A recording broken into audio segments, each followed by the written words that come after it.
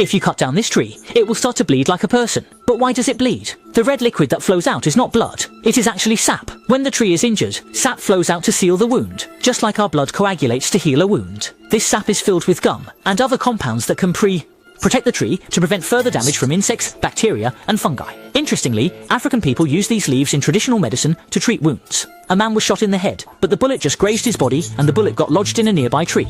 Over 10 years later, the man was trying to cut down that tree, but it was too thick, so he decided to use explosives. He tied 3 explosives to the trunk and set them off. A single blast sent the bullet from that year flying, hitting his head again, and this time, he died instantly. This story first appeared in a newspaper over 100 years ago, and remains popular, but there has never been any evidence to prove it's true.